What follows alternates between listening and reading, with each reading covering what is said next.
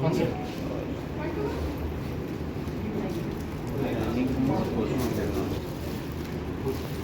से आराम से।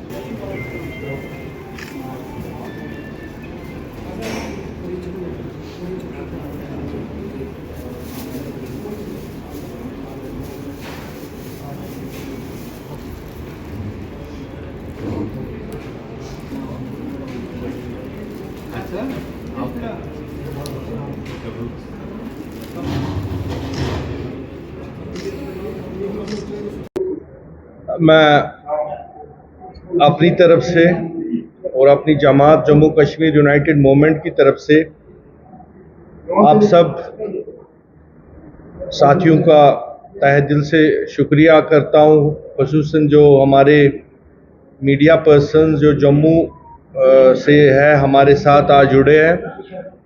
और आज हमारी जमात का जम्मू में एक छोटा सा फंक्शन रखा है जिसमें हमारी मेंबरशिप ड्राइव आज लॉन्च होगी जम्मू प्रोविंस के लिए और कुछ जॉइनिंग्स भी है। और जैसा कि आपको मालूम ही है कि हमने ये जमात अभी 1-2 महीने पहले लॉन्च की जिसका नाम जम्मू कश्मीर यूनाइटेड मूवमेंट है, जिसमें कश्मीर से तो काफ़ी सारे लोग हमारे साथ जुड़ गए और ज़मीनी सतह पे हमारी इस वक्त कोई 2 लाख के करीब हमारी मेंबरशिप अभी तक कश्मीर से हुई है।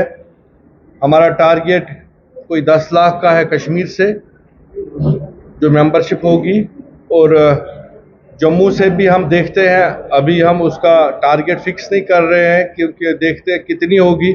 मुझे उम्मीद है कि हमारे साथ काफ़ी जो लोग जिनका एक्सप्लॉयटेशन हुआ है, जिनको सियासतदानों के सताए हुए हैं, वो हमारे साथ काफ़ी जुड़ रहे हैं। जैसा कि आपको पता ही है कि जो नेशनल कॉन्फ्रेंस और पीडीपी का जो स्टैंड है इस वक्त, जो आए दिन रंग बदलते रहते हैं, कभी तो बीजेपी का सहारा लेते हैं जब उमर अब्दुल्ला को मंत्री बनना होता है दिल्ली में, कभी तो कांग्रेस का सहारा लेते हैं। और जो उन्होंने ड्यूअल पॉलिसी, जो एक्सप्लॉयटेशन लोगों को आज तक वो करते आए हैं, अब वो नहीं चलेगा। क्योंकि आज कल कश्मीर, खुसूसन मैं कश्मीर की बात करूंगा, कश्मीर में तो हम उनका आने वाले चुनाव में पूरी तरह जनाजा निकाल देंगे इन पार्टियों का। और आप देखेंगे आने वाले चुनाव जब भी होंगे तो कश्मीर के लोग और जम्मू के लोग जो इन्होंने आज तक, जो आज आप देख रहे हैं जिस डगर पे आज जम्मू कश्मीर की आवाम खड़ी है, ये इन्हीं पार्टियों की देन है। क्योंकि जैसा कि आप देखते हैं, कभी इन्होंने 370 को लेके हमें एक्सप्लॉइट किया, कभी इन्होंने सेल्फ रूल के नाम पे हमें एक्सप्लॉइट किया, कभी ऑटोनॉमी के नाम पे हमें एक्सप्लॉइट किया, कभी और चीज़ें दिखा के, और लोगों ने इन पे भरोसा करके जेलों में रहे, लोग बंद रहे, लोग इन्होंने इनके, और जबकि इनको सिर्फ अपनी कुर्सी के लिए इन्होंने काफ़ी कंप्रोमाइज़ किए, जो आज की डेट में ये पूरी तरह एक्सपोज है। जम्मू कश्मीर की आवाम ने, लद्दाखी के जो हमारे भाइयों ने तो धोखा खा लिया, करगिल के लोगों ने, उनको शायद इनकी असलियत का पता नहीं है, लेकिन इनकी असलियत का पर्दाफाश हम करेंगे जब भी यहाँ चुनाव होंगे। आप देखेंगे कि किस तरह हम इनको यहाँ से खदेड़ देंगे। और जैसा कि मैं ये मानता हूँ कि उमर अब्दुल्ला एक टूरिस्ट की तरह आया हुआ है जम्मू कश्मीर में, इनके उसके जो जीन्स है वो सारे वेस्टर्न है, ब्रिटिशर है, 75% ब्रिटिशर है। जब भी होगा तो जाएगा वापस अपना सूटकेस उठा के। तो ये चीज़ें आप देख लीजिएगा, हम यहाँ के, हमें जीना मरना यही इसी धरती पे है। हम जम्मू कश्मीर के वासी हैं, हमारे बाप दादाओं ने यहाँ इस धरती के लिए खून दिया है।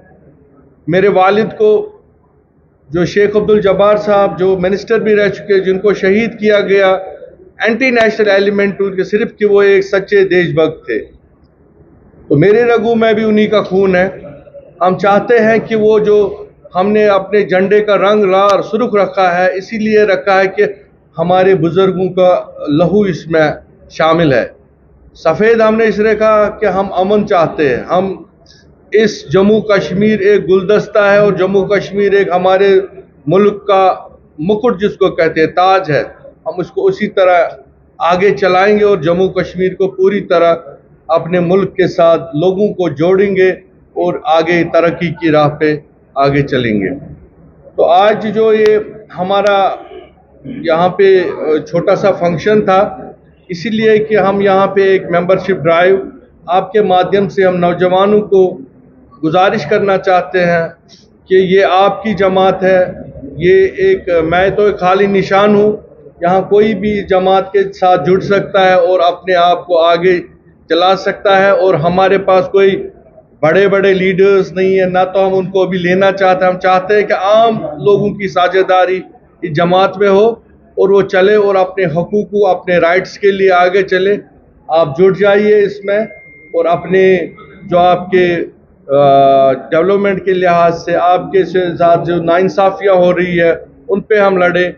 और जो इस वक्त यहाँ हमारे जो कश्मीरी समाज के लोग काफ़ी यहाँ जम्मू में हैं, जिनको यहाँ काफ़ी दिक्कतें भी हैं, उनको हम घर वापसी इंशाल्लाह हम करेंगे। कश्मीर में उनको फिर से हम बसाएंगे।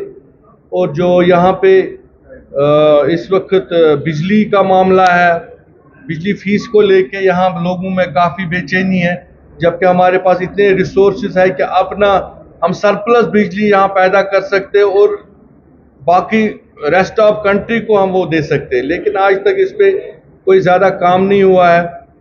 हमारी आइडेंटिटी को हमें बचाना है, चाहे जम्मू का डोगरा है, कश्मीर का है, कश्मीरी है, इनकी पहचान को हमें फिर से बचाना है। क्योंकि आजकल जो बाहरी लोगों का ज़्यादा यहाँ पे जमावड़ा हो रहा है, तो हमारी आहिस्ता आहिस्ता जो हमारा कल्चर है वो कम दिखता है कि वो कम होता जा रहा है। इस पे हमें काम करना है। अपने जो कल्चर है उसको, जो हमारा एक इतिहास है जिसके लिए हमारे बाप दादाओं ने यहाँ अपनी कुर्बानियाँ दी है, जिसको जिंदा रखा, हमें उसको आगे चलाना है। तो हमारी जमात कुल मिला के एक अच्छा एजेंडा आपके सामने आएगा, जिससे कि लोगों को लगे कि नहीं, वाकई इसमें माँ बहनों के लिए जगह है, वो अपना हकूक़ और राइट्स के लिए कर सकती है। बाकी जितने भी चीज़ें हम उस पर कर सकते हैं। तो आज यही हमारा मकसद था कि हम यहाँ हम खड़े करें अपने लोगों को, और हमारे साथ कुछ जो लोग आज जुड़ रहे हैं और बाकी लोग जो इस जमात को चलाएंगे। तो इसलिए आज हमने यहाँ पे आपको तकलीफ दी थी। साहब, 370 और 35 के स्टैंड पर आपकी पार्टी का क्या स्टैंड रहेगा? देखिए, जो 35A है, 370 है, ये तो हमारी एक शहरग है। शहरग मीन्स ये हमारी जो जम्मू कश्मीर की पहचान है। हम चाहते हैं कि ये वापस मिले, और जिस तरीके जो लोग आज इसके लिए वकालत करते हैं, उन्हीं लोगों की बदौलत ये आज हम इस डगर पे खड़े हैं। अगर देखा जाए, जो नेशनल कॉन्फ्रेंस थे, जिसमें या कांग्रेस रही या PDP रही, इन्हीं के टाइम में 66 अमेंडमेंट्स इसमें हुई। ये खाली एक गिलास था, लेकिन गिलास था, इसमें पानी नहीं था। ये इसको खोखला करने में एक जनरल डिस्कशन होनी चाहिए। इसको कमज़ोर किन लोगों ने किया, किस किस टाइम में इस पे अमेंडमेंट हुई। और मैं नेशनल कॉन्फ्रेंस और PDP से ये भी एक आपके माध्यम से सवाल पूछना चाहता हूँ। आप कहते हो इंडिया अलायंस ये कहते हैं कि हम इंडिया, तो क्या जम्मू कश्मीर का मुद्दा कहीं उस अलायंस में, उनके एजेंडे में है कहीं पे कि वो 370 को जब वो आएंगे पावर में वापसी करेंगे, या जम्मू कश्मीर के तय कोई उनका है? तो अगर इसको कहते हैं कि हमारे उर्दू में बेगानी शादी में अब्दुल्ला दीवाना, वही हो गया जो NC और PDP का हाल है। जबकि जम्मू कश्मीर का मुद्दा ही वहां पे नहीं है, और हमारे लोग यहाँ से जाते हैं वहां पे कहते हैं हम इसका पार्ट है। क्या पार्ट है? जवाब साहब प्रोटेस्ट भी कर रहे हैं, ऑल पार्टी मिलकर, क्या कहना चाहिए? देखिए जनाब, मैं भी 10 महीने डिटेन रहा जब 370 आर्टिकल एब्रोगेट हुआ। तो हमने उस वक्त उमर अब्दुल्ला जब आएगा या फारूक अब्दुल्ला यहाँ प्रोटेस्ट में, आप पूछेगा, जबार कह रहा था कि उसने कहा था कि हम यहाँ पे एक पब्लिक एक अवेयरनेस करेंगे, हम लोगों के बीच में जाएंगे कि ये जो 370 हमारे साथ नाइंसाफी गवर्नमेंट ऑफ इंडिया ने की, इसको वापसी के लेके आपने उस वक्त क्यों यू टर्न लिया? आपने क्यों नहीं माना उस वक्त लोगों के बीच में पुरअमन प्रोटेस्ट करना? आज 4 साल के बाद कर रहे हो। अब सुप्रीम कोर्ट तो एक एक्सट्रीम स्टेप है, अगर वहां से हमें ना मिली, वहां नहीं इंसाफ मिला, तो हम कहां जाएंगे? तो कुल मिला के ये बीजेपी के साथ मिले हुए हैं नेशनल कॉन्फ्रेंस के लोग, इनका हिडन एजेंडा है। तो फारूक अब्दुल्ला को क्यों नहीं अरेस्ट कर रहे हैं, जबकि उसका जो ये स्कैंडल है क्रिकेट स्कैम तो पूरा वाज़ेह है कि वो ओपन है लोगों के सामने। क्या देखिए, सुनिए मेरी बात, उनको जो ये 300 क्रिकेट स्कैम है, जो बच्चों को बैट हाथ में होना चाहिए था, आज हमारे बच्चों के हाथ में ड्रग्स है, वो पैसे कहां गए? तो उस पे क्यों फारूक अब्दुल्ला को बचाया जा रहा है? क्यों छोटे छोटे लोगों के वो कर रहे? इंजीनियर रशीद को बंद रखा, वो एक छोटा बेचारा, उसका कोई रिश्तेदार भी मर गया है, उसको पैरोल पे छोड़ देना चाहिए। लेकिन जो बड़े बड़े मगरमच्छ है जिन्होंने इस समाज को तबाह किया, उसको बीजेपी क्यों शेल्टर दे रही है? तो कहीं ना कहीं बीजेपी और नेशनल कॉन्फ्रेंस का अंदर से कोई हिडन एजेंडा है, जो जिस तरीके से ये काम कर रहे हैं। जवाब साहब, आप नेशनल